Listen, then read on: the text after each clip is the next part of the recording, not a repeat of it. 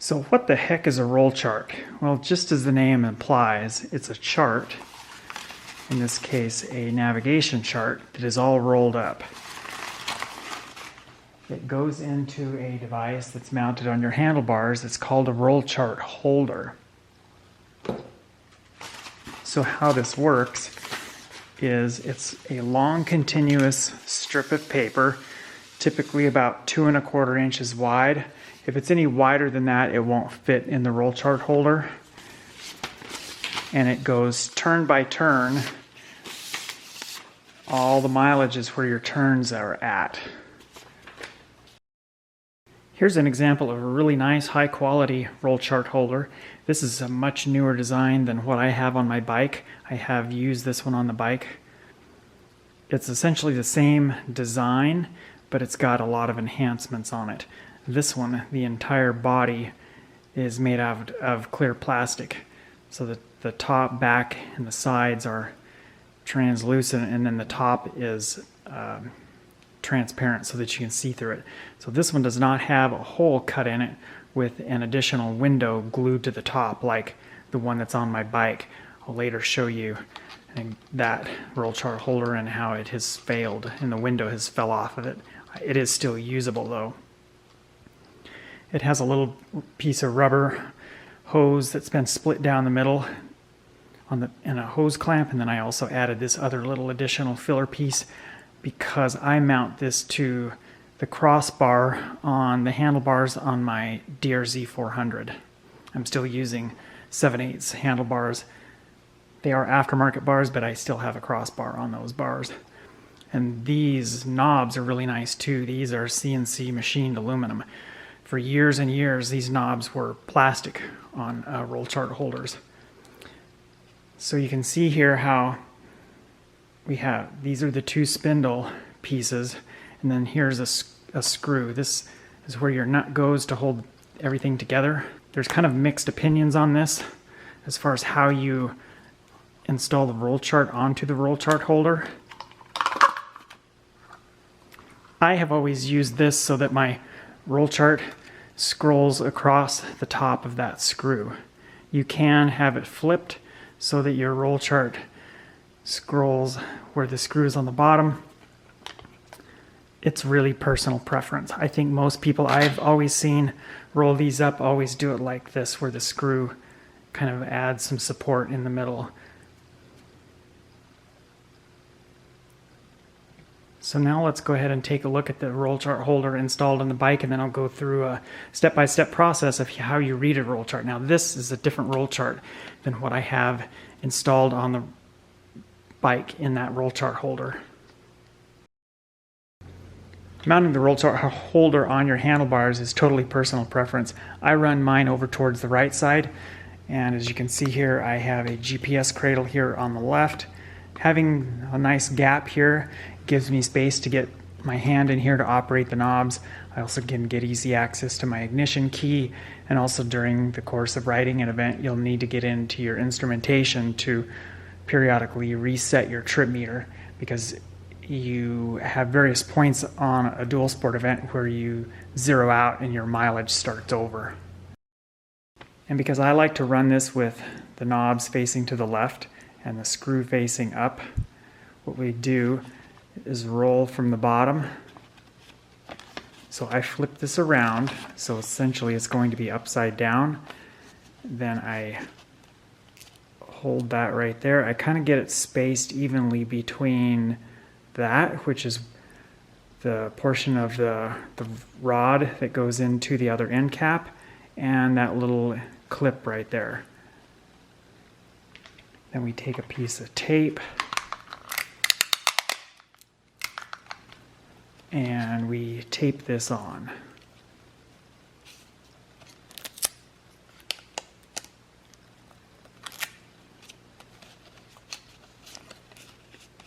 And then we just start to roll it up.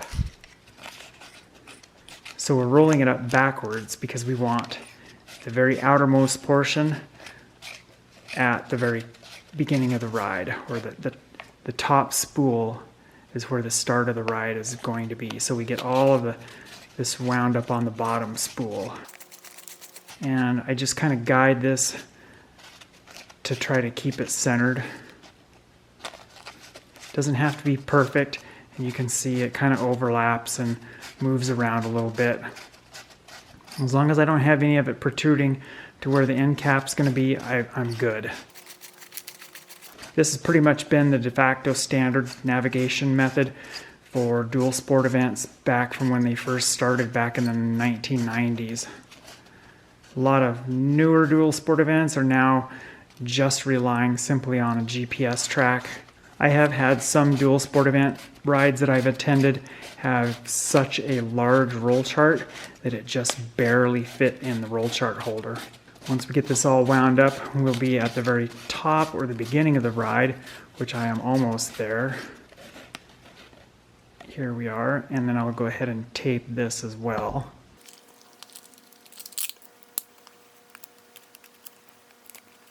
And then we'll go ahead and install this unit onto the roll chart holder, which is mounted on my motorcycle. I'll just roll up a little bit past this excess information area, install that, install this, and that holds it in place. And then we have a little plastic wing nut that holds everything together. There have been occasions where I've actually lost that wing nut, and the whole roll chart holder has fell apart while I've been riding. Fortunately, it's never happened when I've actually been on an event, but now when I'm running this on an event, I always check that nut periodically to make sure that it stays tight. This also used to have a little clear window, and that fell off last year. So now we'll go through on how this roll chart operates once it's installed on the bike. So right now, we are at the very beginning of the event. The event happens to start out where immediately we have an A course option and a B course for beginner or not so advanced riders. So this says A riders go to A1, B riders go to B1. So right off the bat, B riders will just scroll up a little bit and then follow along. A riders would scroll all the way past the B section, and then they would start where the A1 section starts. So let's go back to B1 and we'll follow through. So right off the bat, we need to reset right at where the course leaves the starting point.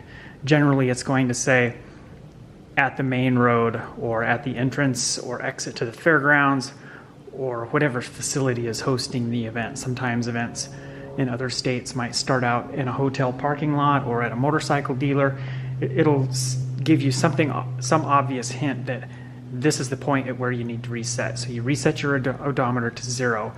And in this case, we start out at 0.0, and then we're going to make a left turn on the paved road.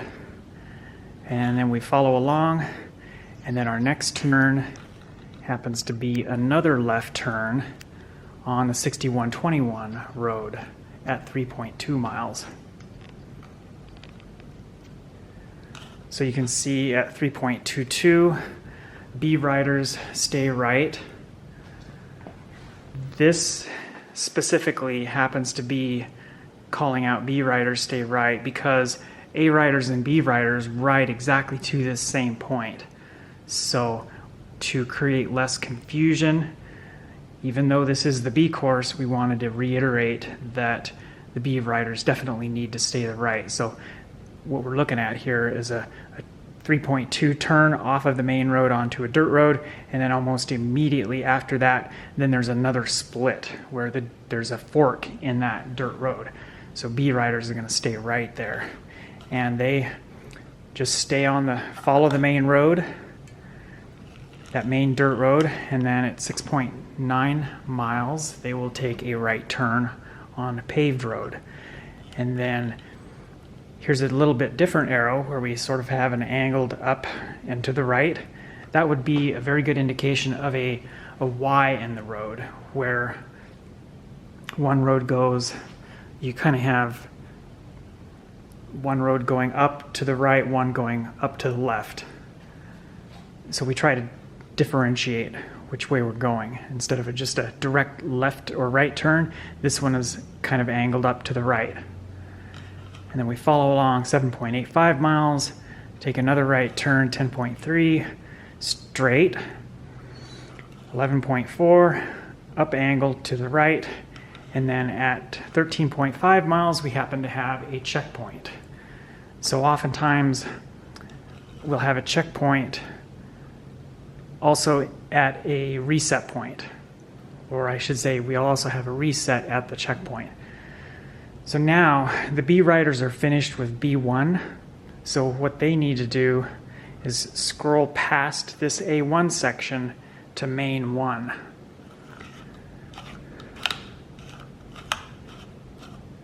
So let's look at this here. Here's that 3.22 miles, which the B riders also encountered.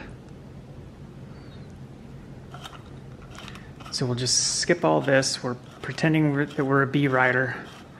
Go all the way up here to main 1. Now this is the end of the A1 section. You can see they also are now going to scroll ahead to main 1 because they are also at the checkpoint. So the A and the B riders end up at the same point on the course at the checkpoint. So now A and B riders go to main 1. So when you see a course that's marked main, that indicates that all riders are riding that section of the course. And then at that checkpoint, right at the point where we reset, we'll see we're at 0.0, and then we're going to take a left turn and go up a dirt road. And here we are at the end of main 1. A riders go to A2, B riders go to B2. So that happens to be at about 11.6 miles into the course. So A2 is right here. B riders would need to scroll all the way past that. Sometimes roll charts are set up where the first thing after the main section could be the A or the B. So you'll just have to pay attention to which section here is right after this. If you're going to ride A2, then you don't have to scroll very far forward. If you're going to ride B2, then you need to scroll all the way past A2. So A2 takes a left turn. Now this section here, next 1.5 miles, watch for two-way course traffic. That indicates that there is also some A course traffic coming back up this road that you're going down. So this would kind of give you a clue that this section is some sort of a loop. So the A riders are going to go down, around, come back, and then pop back out onto the road that you're on right here. So at some point further on down this roll chart, the A riders come back out onto this same road and ride for a short distance back up to this intersection. And here we are. So at 11.1 miles, next 1.5 mile watch for two-way course traffic.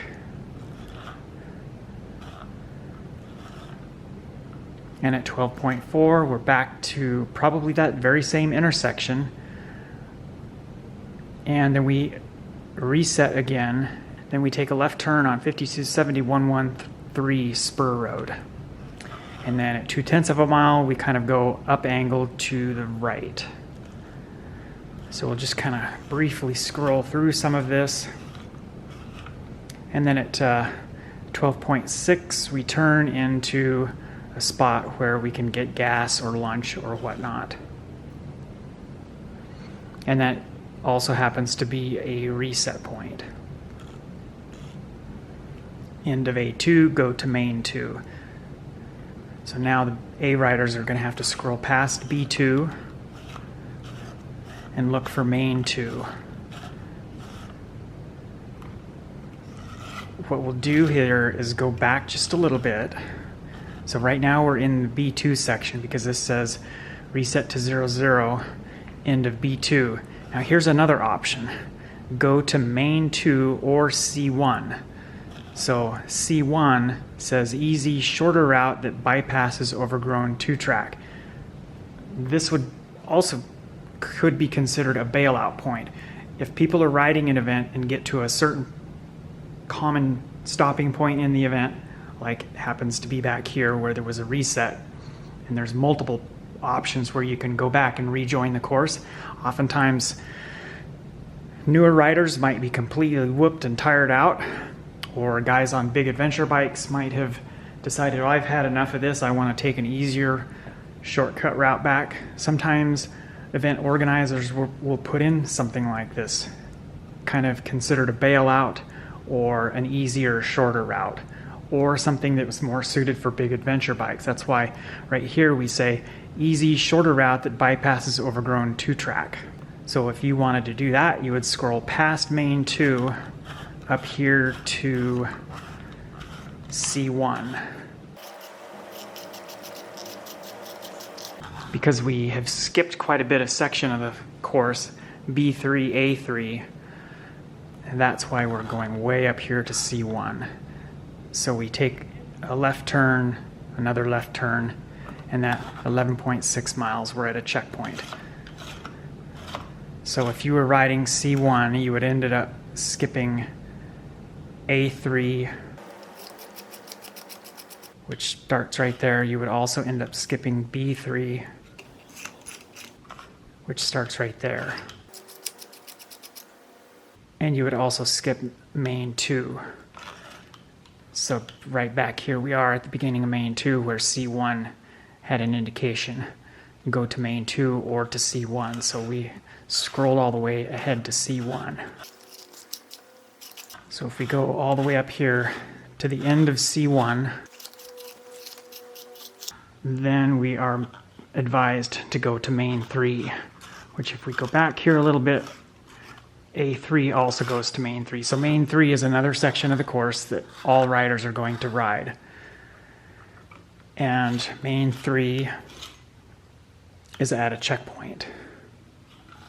So main 3, we need to reset to 0, and then go back down a main road. And then basically we just follow the turns. We come to another intersection.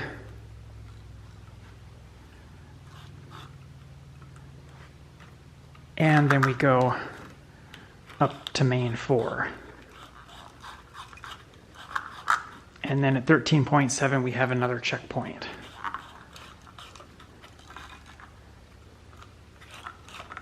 And we just follow the remainder of the course, and then at 24 miles we are at the finish, which is basically the starting and finishing point of the event, and then we have another checkpoint. So that pretty much wraps up how a roll chart is used on a dual sport event. Dual sport events have been primarily navigated using a roll chart. As long as I've been riding, probably several years before that. I started riding back in 1994, and every dual sport I have always done has always been laid out with a roll chart, and then the roll chart holder is something that I purchased back in the beginning because the roll chart holder needs to go in, or the roll chart needs to go in a roll chart holder so that you can read it on the fly as you're riding. Once you have your roll chart attached to the spindle unit, then just slide it in. Try not to drop the clip.